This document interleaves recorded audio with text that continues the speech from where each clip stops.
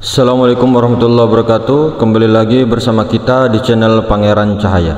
Saudara-saudaraku, hakikat yang sebenarnya itulah yang sebenar-benarnya. Artinya Allah Subhanahu wa taala itu sebenarnya adalah rahasia insan. Jadi seperti dalam hadis qudsi yang selalu kita gaungkan, al insanu sirru wa ana sirru, insan itu rahasiaku dan akulah rahasianya. Maka memang begitulah hakikatnya, hakikat kebenaran sejatinya. Cuma terkadang kita salah memahami bahwa insan itu kita. Di sini yang salah paham. Hamba itu kita, di sini yang salah paham. Yang hamba itu adalah Nur Muhammad, adalah dia sendiri. Hamba itu adalah kenyataan Tuhan. Kenyataan Tuhan bukan Tuhan karena sudah tajalli. Jadi hamba Tuhan adalah kenyataannya, yaitu Nur Muhammad. Jadi dia juga tidak ada dualisme di situ. Hamba tetap hamba, Tuhan tetaplah Tuhan. Hamba tetaplah hamba meskipun dia naik tarki, dan Tuhan tetaplah Tuhan meskipun dia tanazzul. Artinya hamba itu adalah kenyataannya, tapi hamba ini tidak bisa disebut Tuhan karena sudah tajalli. Dan Tuhan sekalipun tajalli kepada Nur Muhammad tetap saja Tuhan, tetap saja baqo, bersifat kekal zatnya, maha suci, tidak berubah-berubah. Kalau Nur Muhammad, itu adalah hamba. Maka sebenarnya Nur Muhammad itu adalah nyawa pada kita. Nyawa inilah yang melihat, yang mendengar, yang berbicara. Nah, inilah nyawa, inilah rahasia, inilah yang disebut insan. Insan yang sebenarnya secara hakikat, seperti mana kita jelaskan, ada insan secara syariat yaitu batang tubuh, secara hakikat adalah nyawa. Pahamkah nyawa? Nah, itu nyawa yang melihat, yang mendengar. Nah, tajallinya itulah disebut hamba. Maka hamba Tuhan itu adalah Nur Muhammad, itu yang nyawa itu. Itulah Nur Muhammad namanya. Jadi jangan pernah mengaku kita ini Nur Muhammad. Bukan. Jadi nyawa yang berjalan, nyawa yang berkuasa, yang duduk nyawa, yang berebah nyawa, yang makan nyawa. Nah, itulah yang menggerakkan batang tubuh.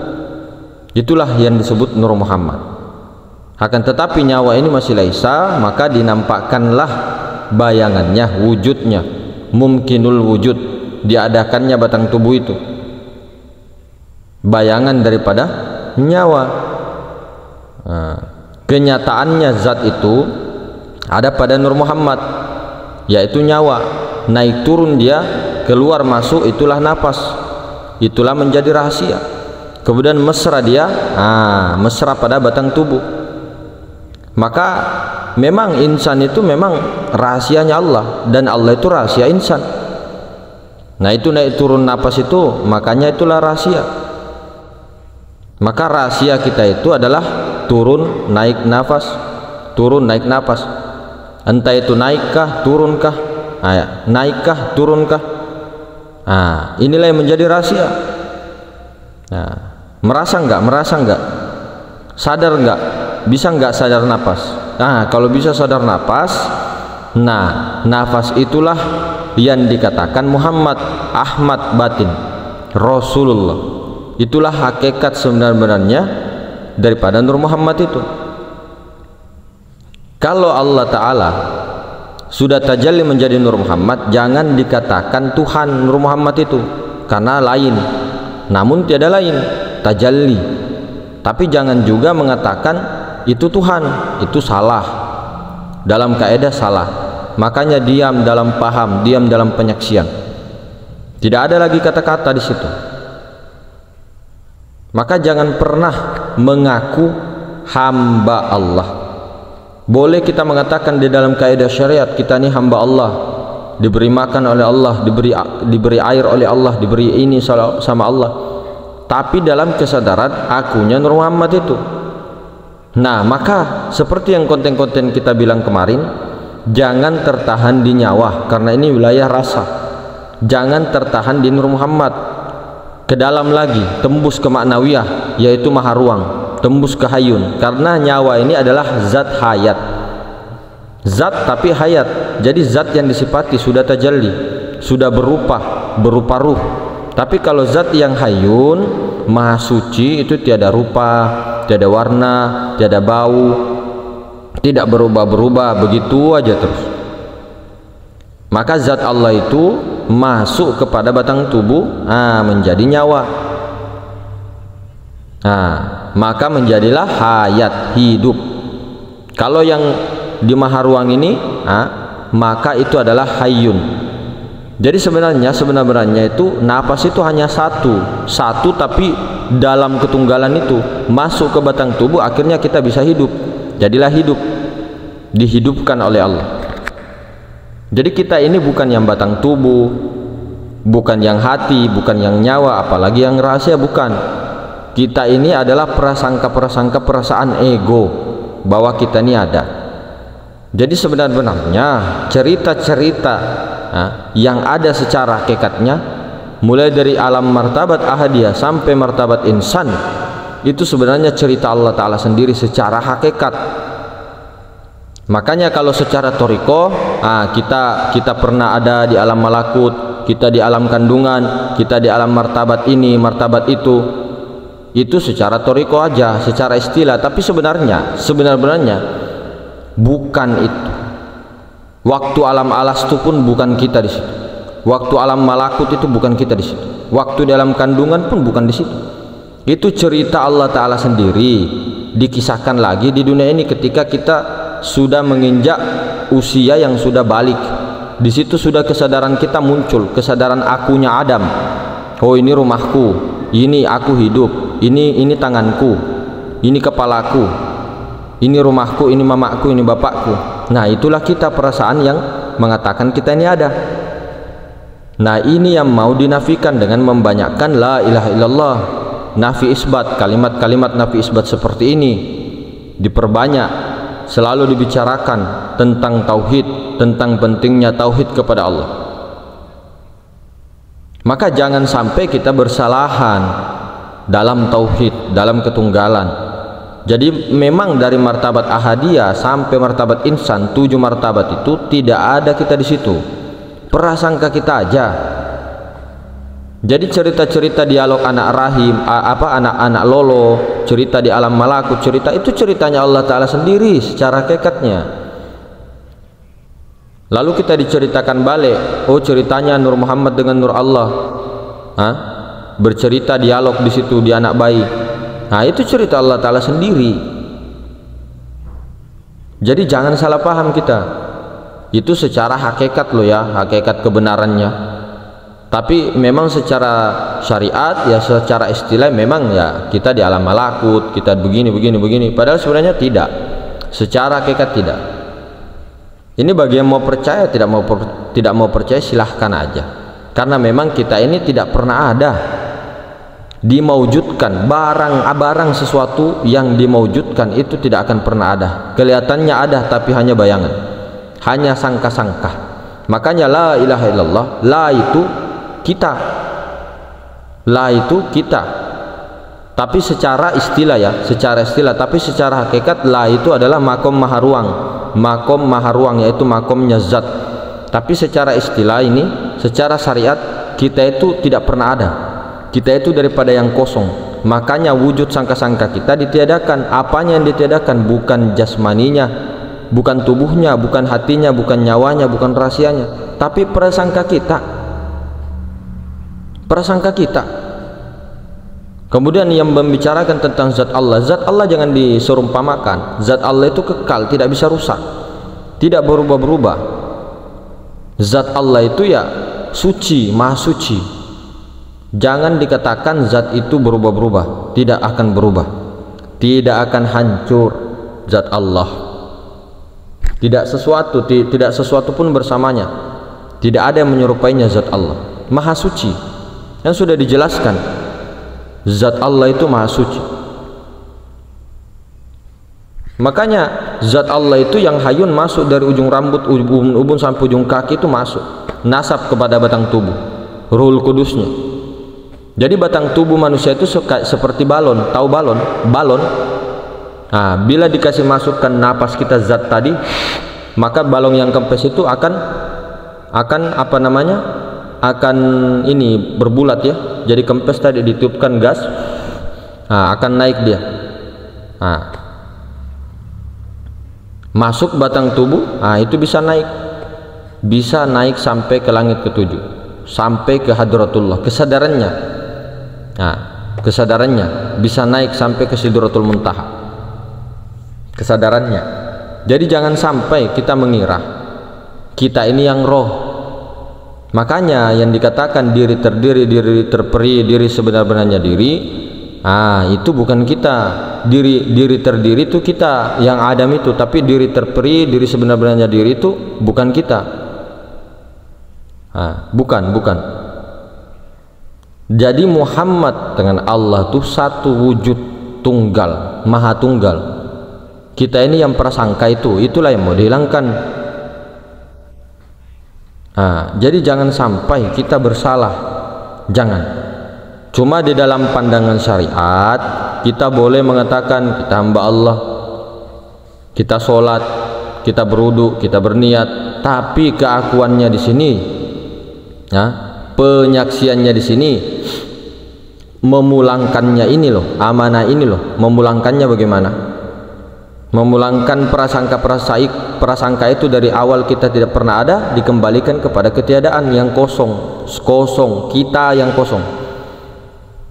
Kalau kita sudah kosong, tidak ada lagi merasa, tidak ada lagi rasa-rasa, diam sedem-diamnya. Di situ yang ada hanya Allah Ta'ala saja.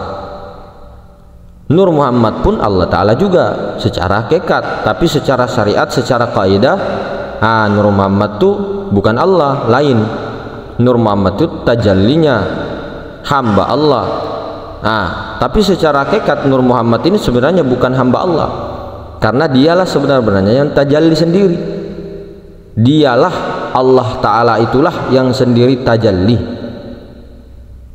bernampak kepada Nur Muhammad, bernampak juga kepada alam semesta. Karena bahan-bahan yang ada di alam semesta ini tidak ada di tempat lain. Allah itu hanya satu saja, esa saja. Jadi bahan-bahan segala sesuatu ini itu daripada Allah Ta'ala sendiri, daripada zat Allah Ta'ala sendiri. Walaupun wujud-wujud bayangan ini tidak akan bisa ada kalau tidak ada wujud hakiki, yaitu Nur Muhammad. Nur Muhammad pun tidak akan bisa ada kalau Allah Ta'ala, zat Allah Ta'ala tidak tajalli kepada Nur Muhammad. Jadi jangan, itu harus dipahami. Jadi kita itu kedudukannya, keakuan kita ini disandarkan kepada kosong, lebur ke kosong itu, sehingga yang menyaksikan Allah Ta'ala, menyaksikan nyawa bergerak. Allah Ta'ala sendiri yang menyaksikan nyawa yang melihat, nyawa yang mendengar. Bukan kita tertahan di nyawa, tapi kita itu meleburkan lagi ke dalam, lagi ke kosong itu, ke maha ruang, lebur ke situ. Akhirnya maha ruang sendiri yang menyatakan bahwa aku menyaksikan daripada diriku sendiri, tajalliku sendiri, Nur Muhammad itu nampaknya kepada nyawa itu. Makanya az-zahiru rabbi wal batinu abdi, zahir Tuhan ada pada batin hamba, yaitu nyawa.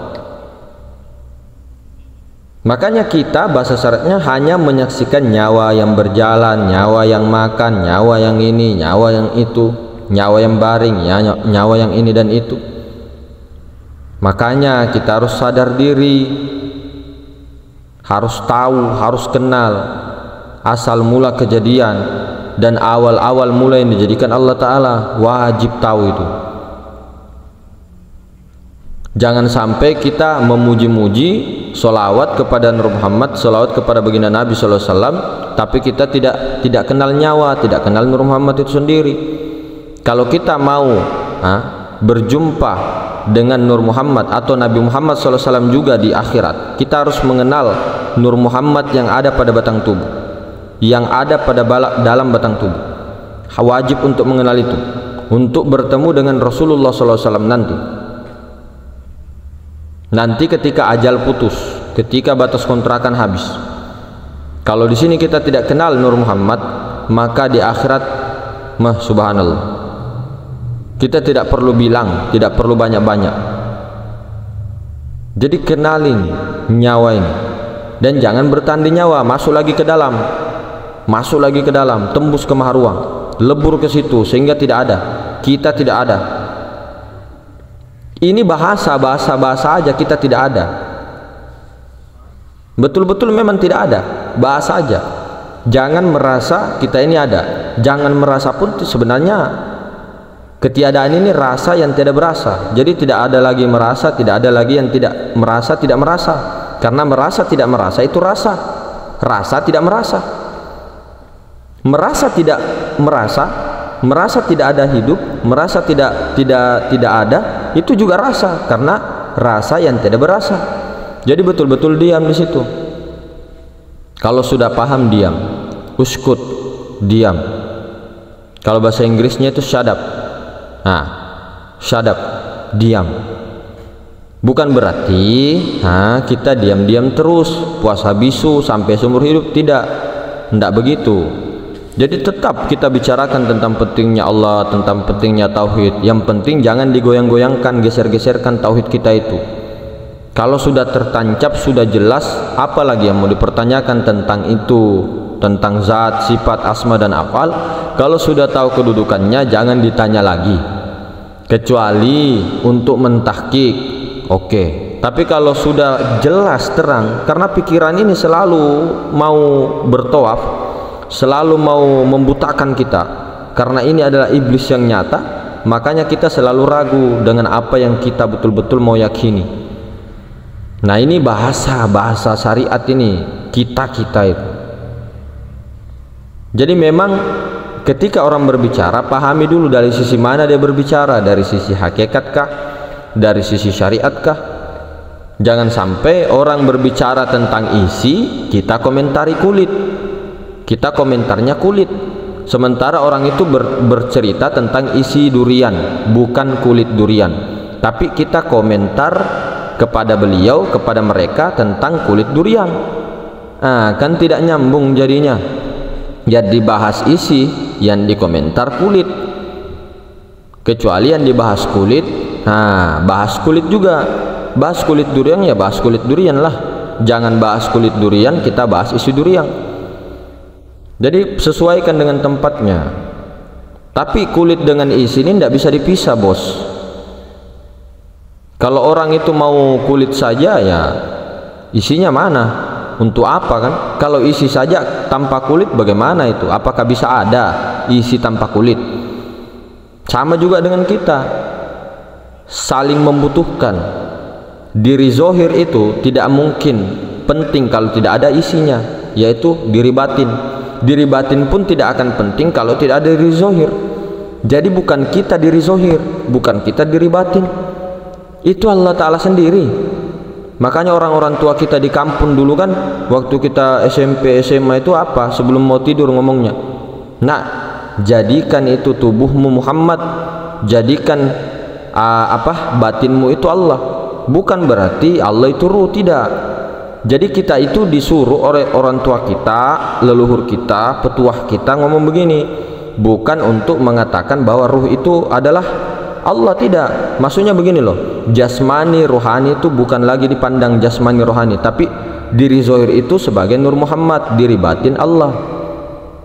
Oke, jadi dihancurkan dulu dalam perasaan itu bahwa tidak ada lagi tubuh kita, tidak ada lagi jasmani ini, darah, daging, otak, kulit, sumsum semuanya, tidak ada lagi rohani. Tapi jadikan diri zohir ini sekarang adalah Nur Muhammad, diri batin adalah zat Allah Ta'ala. Jadi zat Allah menyaksikan Nur Muhammad. Jadi ini seperti bercermin. Allah Ta'ala menyaksikan dirinya di luar dirinya. Allahu Akbar. Menyaksikan dirinya di luar dirinya. Paham nggak? Melihat dirinya di luar dirinya. Secara kaidah, secara syariat di luar dirinya. Secara bahasa, tapi dia juga kalau bahasa hakikatnya. Nah, ini bahasa hakikat. Kenapa kita buka? Saudaraku, ilmu ma'rifat sekarang sudah tersebar luas. Ilmu tauhid juga sudah dibuka luas.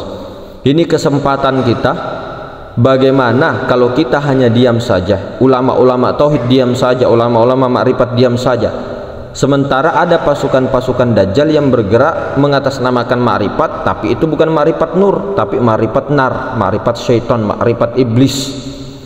Kenapa kita bilang yang makrifat iblis itu adalah yang mengatasnamakan dirinya makrifat, tapi dia menghina orang, tapi dia menyakiti orang. Maksudnya bagaimana? Dia membenci orang, dia fokus kepada dirinya sendiri, dia membenarkan dirinya sendiri, semua orang salah.